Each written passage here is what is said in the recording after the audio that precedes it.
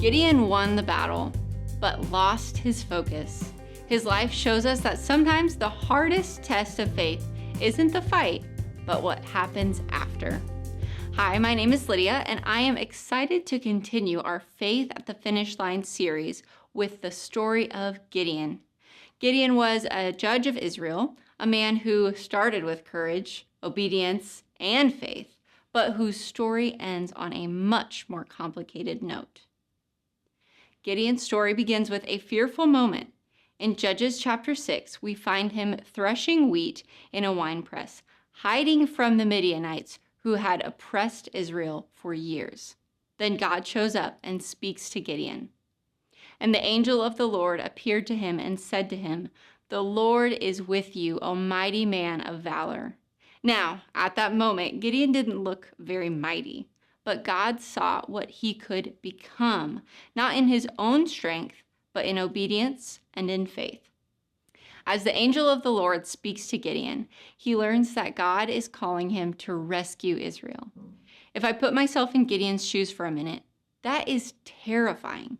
Not only is God speaking directly to Gideon, but he is asking him to go to war on behalf of the Israelites.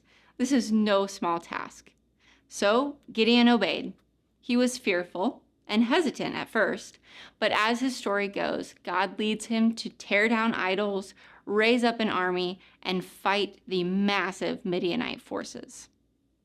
As this happened, Gideon started with an army of over 30,000 men, and by the time they went to face the Midianites, God had intentionally lessened his army down to 300 men. Though at times it seemed Gideon was nervous, he ultimately trusted that God knew what he was doing and went to battle with his very small army. Judges 7:7 says, "And the Lord said to Gideon, with the 300 men who lapped, I will save you and give the Midianites into your hand, and let all the others go, every man to his home." The battle ended with a God-given victory. As the Israelites celebrated the victory, Gideon gave God the credit. When the people offered to make him king, he said, "I will not rule over you, and my son will not rule over you. The Lord will rule over you." It sounds like a strong finish is coming, right? But that's not where the story ends. Immediately after saying that, Gideon asked the people for gold earrings that had been won during the battle.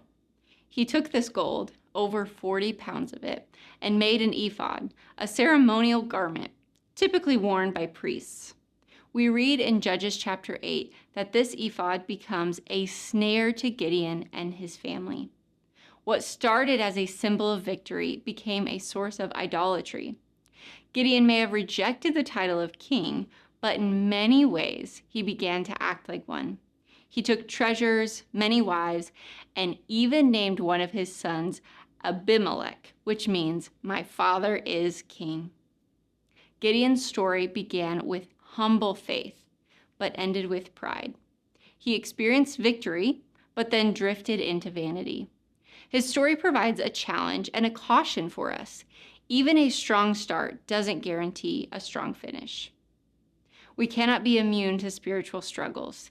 Even when God uses us in powerful ways, we are still at risk of drifting from him.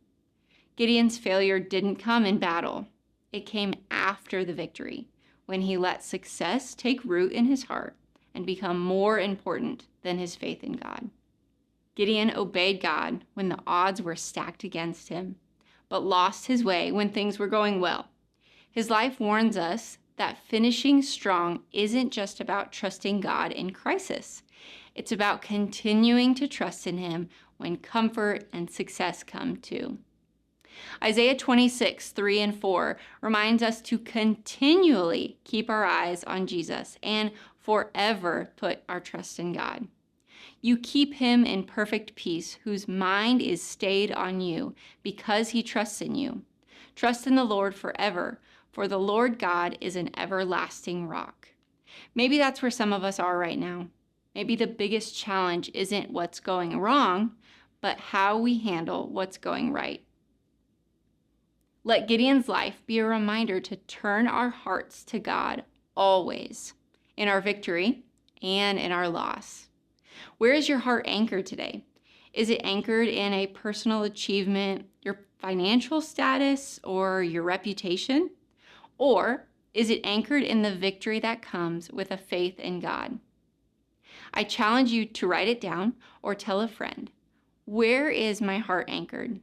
Talk to God about it and ask Him to help you remain rooted in Him through all circumstances, the good, the bad, and everything in between. Join us tomorrow when Coach Nat joins us to talk about how Ruth's choices brought new life to her faith and to her family. God bless.